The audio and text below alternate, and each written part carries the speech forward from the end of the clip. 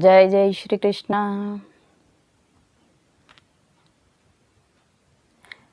प्रेत योनि मनुष्य को ना मिले, ऐसा कौन सा कर्म करें? बहुत से लोग ऐसा पूछते हैं, महाराज जी ऐसी कौन कौन से कर्म हैं जिनके नहीं करने से हम प्रेत योनि से बच पाए। तो प्रेत योनि ना मिले ऐसे कौन से कर्म हैं? हमारे ग्रंथों के अनुसार परमात्मा शरणम केवलम, परमात्मा की जो शरण लेता है, मात्र परमात्मा की जो शरण में है, परमात्मा शरणम गच्छामि, यानी परमात्मा की शरण में जो है, परमात्मा की शरण जो केवल परमात्मा की शरण में है, परमात्मा की शरण ही सत्य मानता है, वो प्रेत योनि में नहीं जाता है। दूसरी बात, जो जिसको भजता है, गीता में भी भगवान कृष्ण ने इसका संकेत किया है, इमाम एक शरणम, जो मेरी शरण में है और मानने योग्य भी मैं ही परमात्मा हूँ, यानी भगवान की जो शरण लेता है उसको प्रेत योनि में नहीं जाना पड़ता है।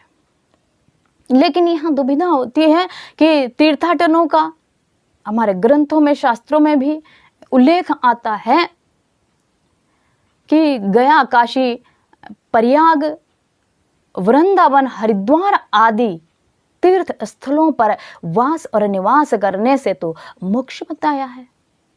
लेकिन यहाँ प्रश्न उठता है कि अगर हम ऐसे तीर्थ स्थानों पर निवास करने के बाद पाप कर्म करते हैं, व्यभिचार करते हैं,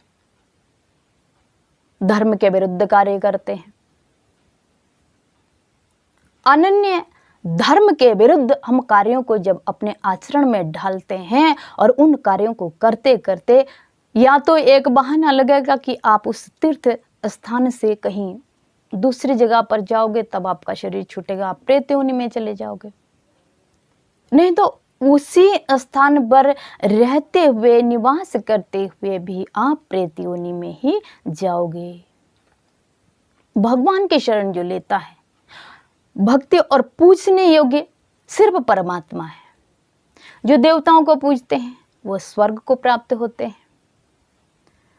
जो अनन्य प्रेत योनि, जिनको आपकी भाषा में देव और देवी भी कह देते हैं, वो उन प्रेतों को, यक्ष, राक्षसों को, ऐसे उन देव नाम जिनको दे दिया है, उनको जो पूजते हैं वो उनको प्राप्त हो जाते हैं, उसी योनि को प्राप्त होते हैं।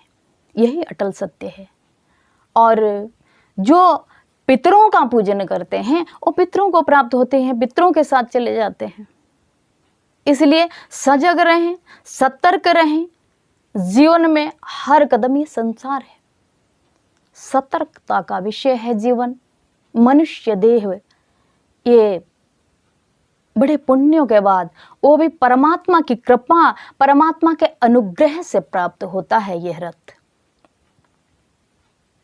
इसलिए प्रेत योनि में हम ना जाएं तो भय विचार, पाप कर्म, ऐसे अनुचित कार्यों को ना करें। और पूजने योग्य सिर्फ परमात्मा है, बंधन योग्य सिर्फ परमात्मा है। भगवान का बंधन करें, भगवान का ही पूजन करें।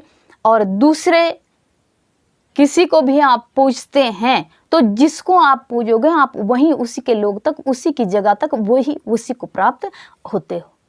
बोलिए सच्चिदानंद भगवान की जय। जय श्री कृष्ण।